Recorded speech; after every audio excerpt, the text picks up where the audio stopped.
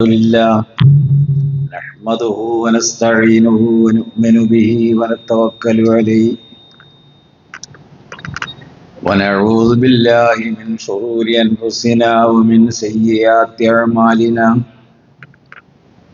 من يهده الله فلا مضل له ومن يضلله فلا هادي له أشهد أن لا إله إلا الله وحده لا شريك له وأشهد أن محمدا عبده ورسوله أرسله بالهدى ودين الحق ليظهره على الدين كله ولو كره المشركون اللهم صل على محمد وعلى آل محمد كما صليت على إبراهيم وعلى آل إبراهيم اللهم وبارك على محمد وعلى آل محمد كما باركت على إبراهيم وعلى آل إبراهيم إنك حميد مجيد أما بعد فيا أيها الناس أوصيكم عباد الله بالتقوى الله أعوذ بالله من الشيطان الرجيم بسم الله الرحمن الرحيم يا أيها الذين آمنوا اتقوا الله حق تقاته ولا تموتن إلا وأنتم مسلمون മുഅ്മിനുകളെ അല്ലാഹുവിന് തഖ്വ ഉള്ളവരായിരിക്കുവാൻ ഇഹപര ജീവിത വിജയം കരസ്ഥമാക്കുന്നതിന് വേണ്ടി അള്ളാഹുവിൻ്റെ വിധിവിലക്കുകളോട് ജീവിതത്തെ ക്രമപ്പെടുത്തുവാനും ചിട്ടപ്പെടുത്തുവാനും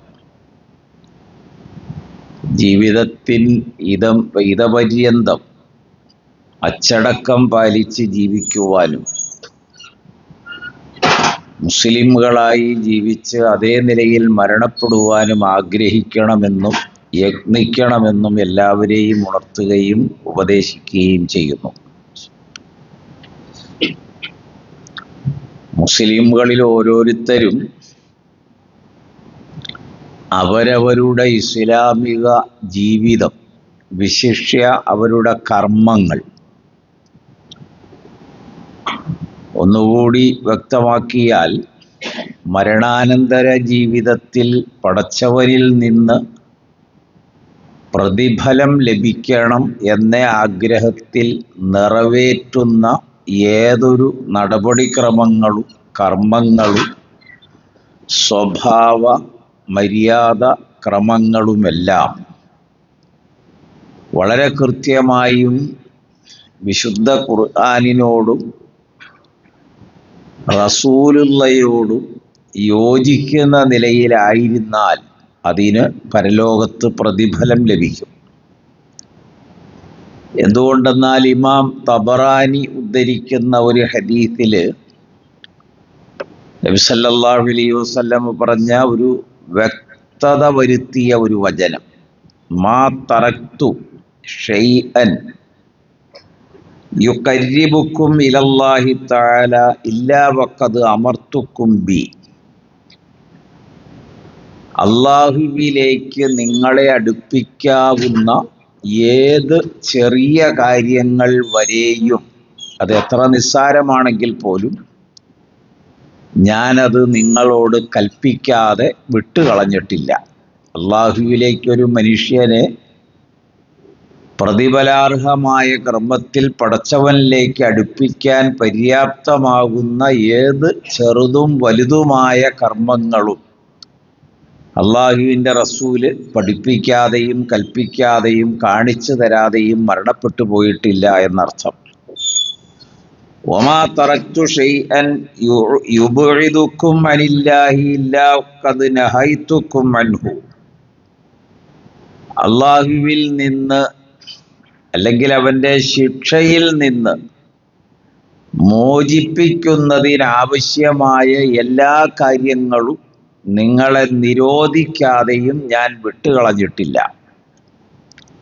ഒന്ന് കർമ്മങ്ങൾ, സൽക്കർമ്മങ്ങൾ, നല്ലത്, അള്ളാഹുവിങ്കൽ സ്വീകാര്യമായത്, പ്രതിഫലം നിർണയിക്കപ്പെട്ടത്, അങ്ങനെയുള്ള ഏത് കർമ്മങ്ങളും പ്രവാചകനിൽ നിന്ന് മാതൃകയാവുകയും സഹാബികൾ അത് ഏറ്റെടുക്കുകയും ചെയ്തിട്ടില്ലാതെ ഒന്നും ഇസ്ലാമിൽ കഴിഞ്ഞു പോയിട്ടില്ല. സൂറ ആലു ഇമ്രാനിൽ മുസ്ലിമുകൾക്ക് 2 ചുമതലയാണ്. അതിലൊന്ന് ഷഹാദത്ത് അല്ലാ ഇലാഹ ഇല്ലല്ലാഹ്, അഷ്ഹദു അല്ലാ ഇലാഹ ഇല്ലല്ലാഹ്, അല്ലാഹു അല്ലാതെ വേറൊരു ഇലാഹില്ല എന്ന് ഞാൻ സാക്ഷിയും തെളിവുമാകുന്നു എന്ന് പ്രസ്താവിക്കുന്നതാണ് അതിലൊരു കലിമ. രണ്ടാമത്തെ കലിമ അഷ്ഹദു അന്ന മുഹമ്മദൻ റസൂലുള്ളാഹ്, നിശ്ചയം മുഹമ്മദ് സ്വല്ലല്ലാഹു അലൈഹി വസല്ലമ തങ്ങൾ അള്ളാഹുവിൻ്റെ റസൂലാണ്. അള്ളാഹുവിൻ്റെ റസൂലാണ് മുഹമ്മദ് നബി അലൈഹിസ്സലാം എന്നതിന് ഞാൻ സാക്ഷിയും പിന്തുടരുന്നവനും മാതൃകയാകുന്നവനുമാണ്. അള്ളാഹു മാത്രമേ ഇലാഹുള്ളൂ എന്നത് എൻ്റെ നിശ്ചയദാർഢ്യമാണ്, ഉറച്ച ഈമാനാണ്. അതല്ലാത്ത ഒന്നും എനിക്ക് പഥ്യമല്ല, ഞാൻ വേറൊന്നിനെയും ആശ്രയിക്കുകയില്ല എന്നാണ് ഒരു മനുഷ്യൻ ഒന്നാമത്തെ കലിമയിൽ പറഞ്ഞത്. എല്ലാ വിശ്വാസികളും രാവിലെയും വൈകുന്നേരവും, അഥവാ കിടക്കുന്നതിന് മുമ്പും, പിന്നെ 5 സമയ ബാങ്ക് കേൾക്കുമ്പോൾ അതിൻ്റെ അവസാനവും, പ്രത്യേകിച്ച് ബാങ്കിൻ്റെ അവസാനം ഒരാളുടെ ജീവിത വിജയത്തിന് ഉതകുന്ന ഒരു പ്രാർത്ഥനയാണത്. ഷഫാഅത്തിന് അവനെ അർഹനാക്കുകയും ചെയ്യുന്നത് ആ ദുആ കൊണ്ടാണ്. അത് നബിയുടെ മേൽ സ്വലാത്തുകൾക്ക് ശേഷം അല്ലാഹുമ്മ റബ്ബ ഹാദിഹി ദഅവത്തി തമ്മ എന്ന ദുആ ചെയ്യുകയും അവസാനം റളീതു ബില്ലാഹി റബ്ബൻ വബിൽ ഇസ്ലാമി ദീനൻ വബി മുഹമ്മദിൻ നബിയ്യ എന്ന് അവൻ തൃപ്തിപ്പെട്ടിരിക്കുന്നു ഈ 3 കാര്യം എന്നത് അവൻ ഉച്ചൈസ്തരം പ്രഖ്യാപിക്കുകയാണ്. അള്ളാഹുവിനെ രക്ഷകനായും നബിയെ റസൂലായും ഇസ്ലാമിനെ ദീനായും ഞാൻ തൃപ്തിപ്പെടുന്നു എന്ന് അവൻ പറയുമ്പോഴാണ് ഷഫാഅത്ത് വരെ അവന് ലഭിക്കുന്നത്. അപ്പൊ ഒരു വിശ്വാസിയുടെ ധാർമ്മികമായ ചുമതലയിൽ ഒന്ന് ഷഹാദത്താണ്, രണ്ടാമത്തത് നബിയിലുള്ള ഷഹാദത്താണ്. അത് രണ്ടും സംതൃപ്തമായിരിക്കണം. പിന്നെ മനസ്സിലൊരു ചെക്ക വരരുത്, പിന്നെ ഒരു ആശങ്കയുണ്ടാകരുത്. അള്ളാഹു അല്ലാതെ വേറെ ഇലാഹില്ല, ആ അള്ളാഹുവിനെ ഞാൻ തൃപ്തിപ്പെടുന്നു. മുഹമ്മദ് സ്വല്ലല്ലാഹു അലൈഹി വസല്ലമ അള്ളാഹുവിൻ്റെ റസൂലാണ് എന്നത് ഞാൻ തൃപ്തിപ്പെടുന്നു, ഞാൻ അദ്ദേഹത്തെ പിന്തുടരുന്നു. സൂറ ആലു ഇമ്രാൻ. ഖുൽ ഇൻ കുൻതും തുഹിബ്ബൂനല്ലാഹ ഫത്തബിഊനി യുഹിബ്ബുക്കുമുല്ലാഹ് വയഗ്ഫിർ ലക്കും ദുനൂബക്കും വല്ലാഹു ഗഫൂറുർ റഹീം. ഖുൽ അത്തിഉല്ലാഹ വർ-റസൂൽ ഫഇൻ തവല്ലൗ ഫഇന്നല്ലാഹ ലാ യുഹിബ്ബുൽ കാഫിരീൻ. 2 വചനങ്ങളാണ് ഈ ആയത്ത് നമ്മളെ പഠിപ്പിക്കുന്നത്, ബോധ്യപ്പെടുത്തുന്നത്. നീ അവരോട് പറയുക, നിങ്ങൾ അള്ളാഹുവിൻ്റെ റസൂലിനെ ഇഷ്ടപ്പെടുന്നുവെങ്കിൽ ആ റസൂലിന് ഇത്തിബാഴ് ചെയ്യണം, പിന്തുടർച്ച, തുടരണം. ജീവിതത്തിൽ മാതൃകയായി നമ്മൾ തുടരണം നബിയെ. എന്താ കാരണം? നബിയെ ഇഷ്ടപ്പെടുന്നു എന്നതാണ്. ബുഖാരിയും മുസ്ലിമും ഉദ്ധരിച്ച ഒരു ഹദീസില്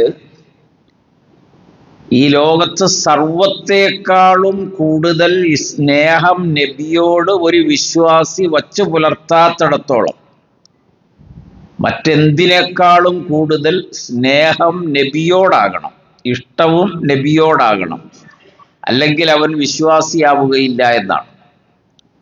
അപ്പൊ നമ്മുടെ ഈമാനിന്റെ ഭാഗമാണ് റസൂലുള്ളയെ ഇഷ്ടപ്പെടൽ, സ്നേഹിക്കൽ, ആദരിക്കൽ.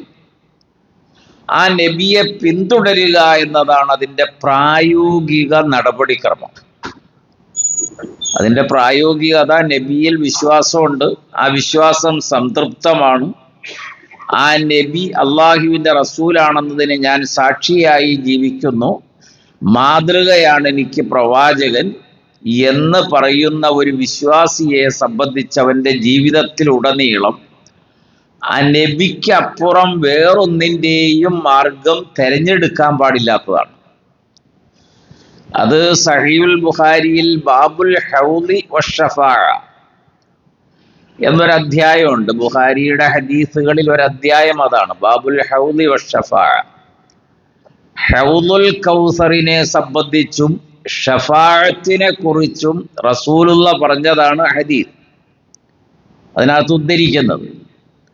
അപ്പൊ അവിടെ നബി സല്ലല്ലാഹു അലൈഹി വസല്ലം പറയുന്നത് ഓരോ അമ്പിയാക്കളെയും അവരുടെ ഉമ്മത്തുകളെയും മഹ്ശറയിൽ അള്ളാഹു വിചാരണയ്ക്ക് വേണ്ടി ഹാജരാക്കും. അങ്ങനെ ആദം അലൈഹിസ്സലാമും അദ്ദേഹത്തിൻ്റെ അനുയായികൾ, നൂഹ് അലൈഹിസ്സലാം അദ്ദേഹത്തിൻ്റെ ഉമ്മത്തുകൾ, മൂസ അലൈഹിസ്സലാം, ഇബ്രാഹിം അലൈഹിസ്സലാം, ഇങ്ങനെ ഓരോ അനുയായികളെയും കൊണ്ടുവരുമ്പോൾ ഈ വലിയ ജനാവലിയെ കാണുമ്പോൾ ഞാൻ ധരിക്കും അതെൻ്റെ ഉമ്മത്തുകളാണെന്ന്.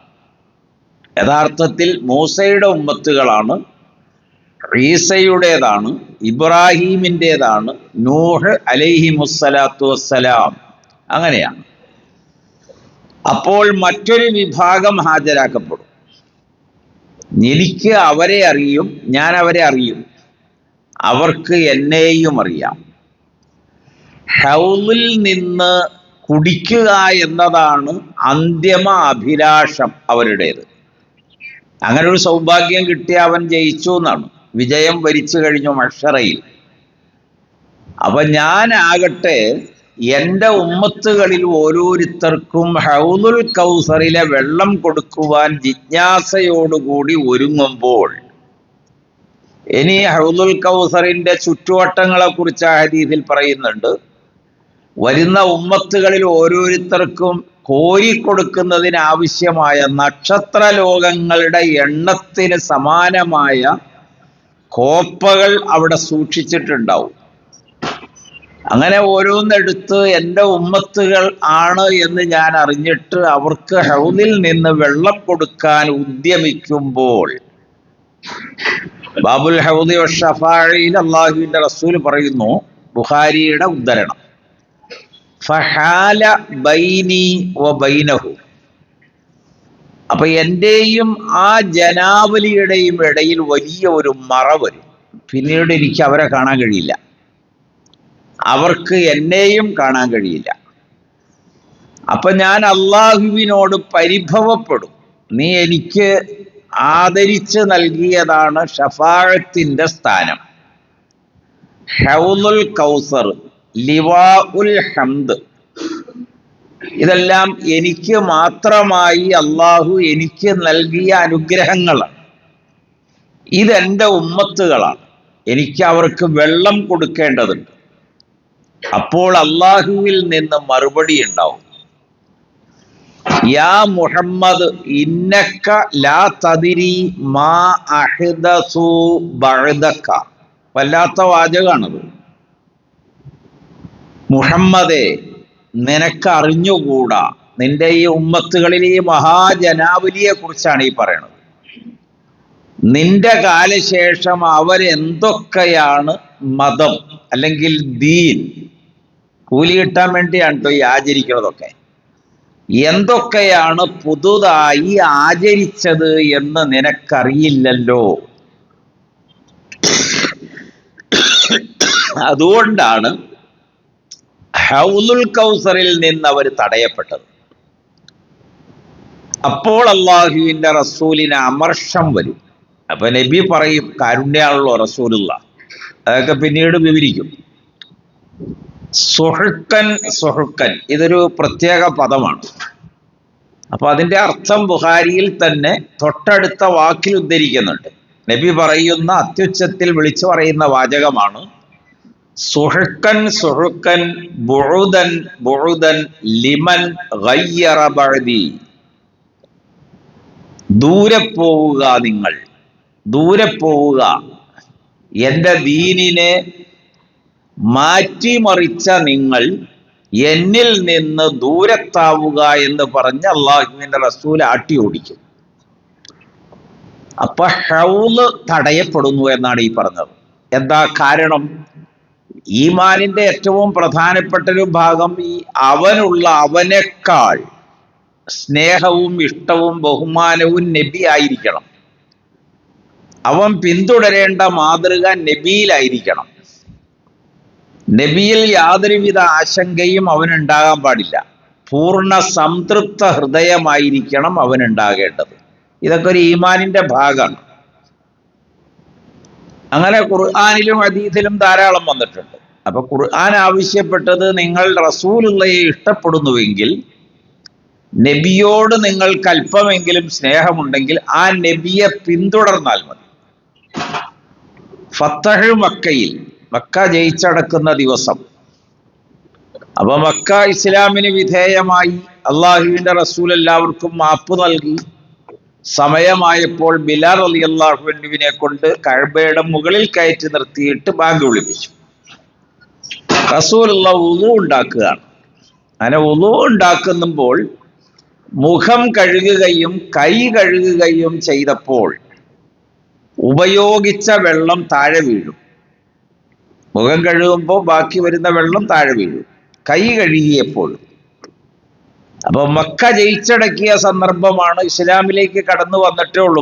മണിക്കൂറുകൾക്ക് മുൻപോ അല്ലെ മിനിറ്റുകൾക്ക് മുമ്പോ അവർക്ക് ഭക്തി വർദ്ധിച്ചതിനാൽ എന്ന് പറഞ്ഞാൽ ഭക്തി ആദരവ് നിമിത്തം. ഇപ്പൊ അവിടെ ചില ആളുകളൊക്കെ കൈ ഇങ്ങനെ കാണിച്ച് ഉമ്മം വെച്ച് ചുംബിച്ചു പോകുന്നത് കണ്ടിട്ടില്ലേ? മൊത്താൻ കൊടുക്കും കൈ ഇങ്ങനെ. അത് ഇസ്ലാമിലുള്ള കാര്യമല്ല. കാരണം ഈ സാധുക്കൾക്ക് അത്ര വലിയ ബഹുമാനം ആണ് നബിയോടൊപ്പം ഉണ്ടായത്.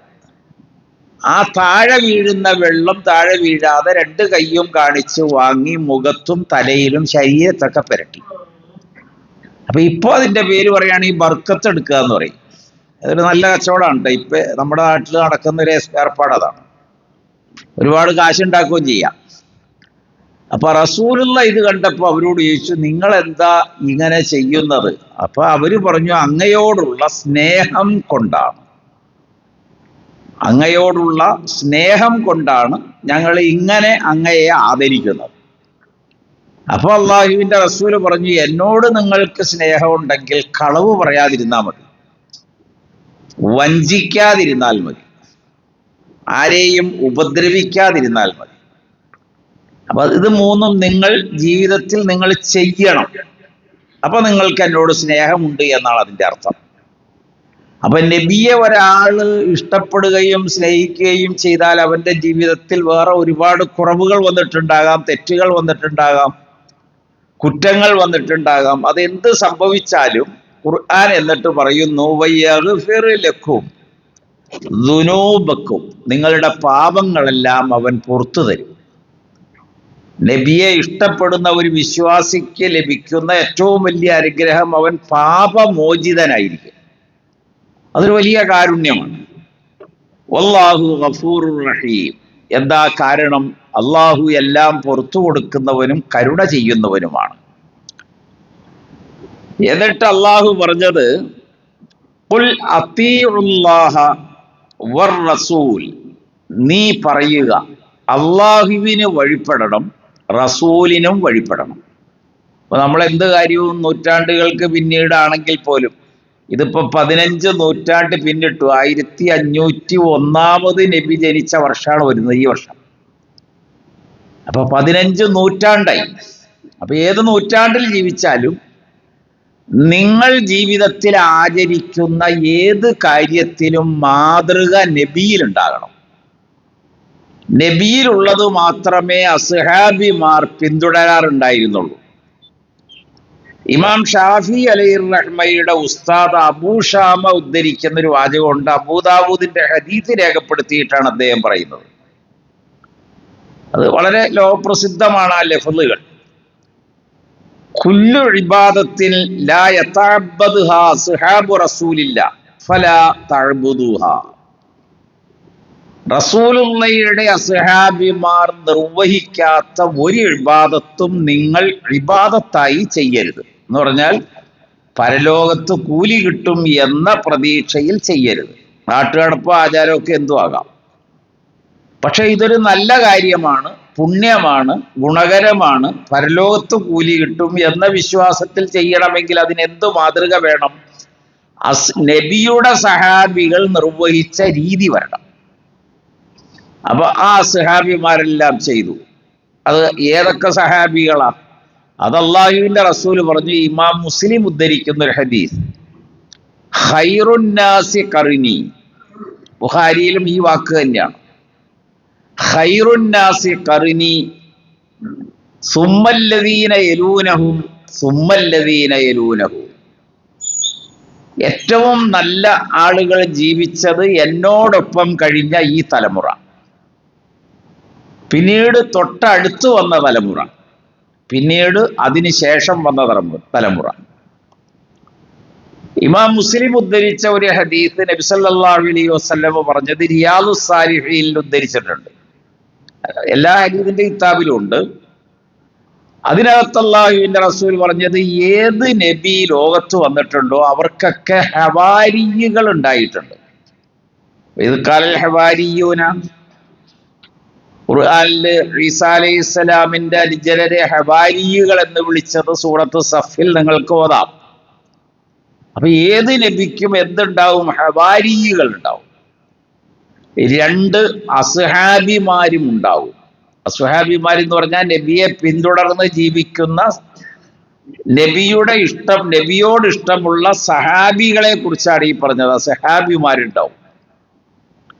എന്നാൽ അസ്ഹാബിമാരുടെ കാലശേഷം, ഈ അസ്ഹാബിമാരുടെ കാലം ആദ്യം പറഞ്ഞു, ഏറ്റവും നല്ലത് എന്നോടൊപ്പം കഴിഞ്ഞ തലമുറ, തൊട്ടടുത്ത തലമുറ, പിന്നീട് അടുത്ത തലമുറ. എന്താ വ്യത്യാസം? അവർ യഖൂലൂന മാ ലാ യഫ്അലൂൻ, അവര് ചെയ്യാത്തത് അവർ ജനങ്ങളോട് പറയും. അവര് ചെയ്യുന്നതാകട്ടെ അവരോട് പറയാത്തതുമായിരിക്കും.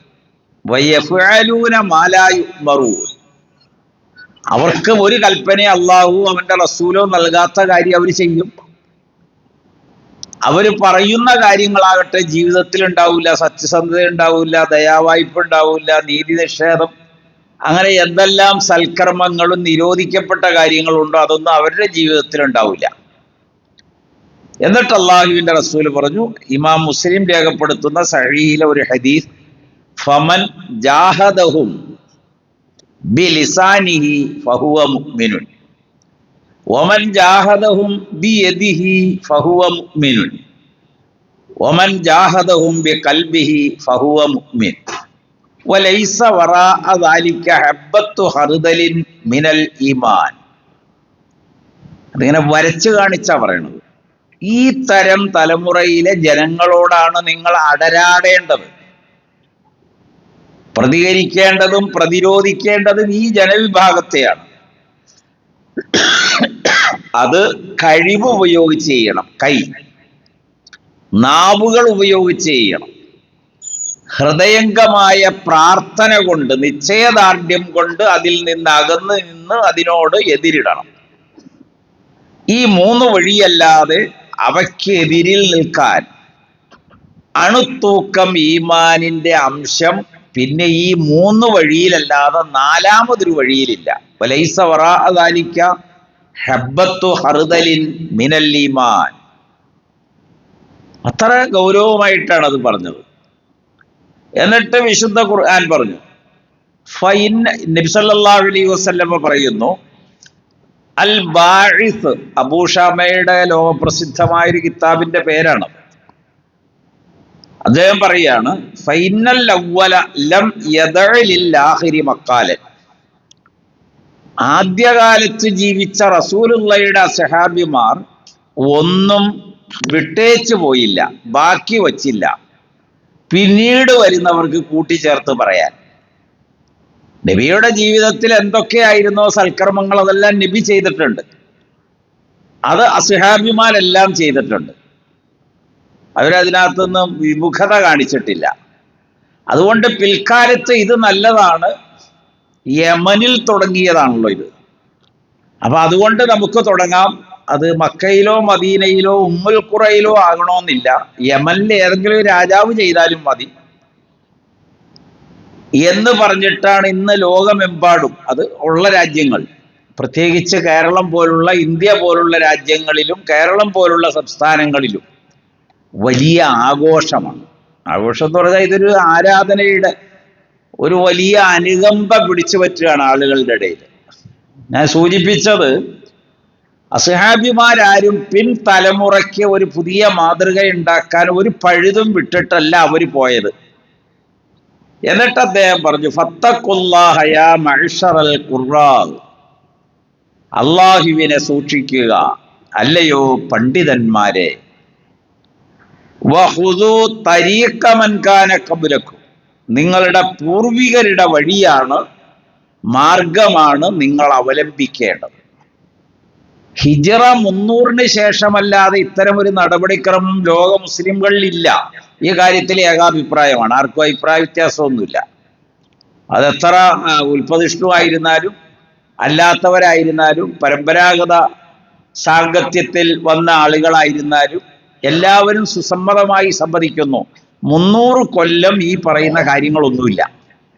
അപ്പൊ റസൂലുള്ള തീർന്നു, സഹാബികൾ കഴിഞ്ഞു, താബീങ്ങൾ കഴിഞ്ഞു, താബീകൾ കഴിഞ്ഞു, മുജ്തഹിദുകളായ ഇമാമുകളൊക്കെ കഴിഞ്ഞതിന് ശേഷമാണ് ഞങ്ങളിത് വളരെ വലിയ ആഘോഷമായിട്ട്.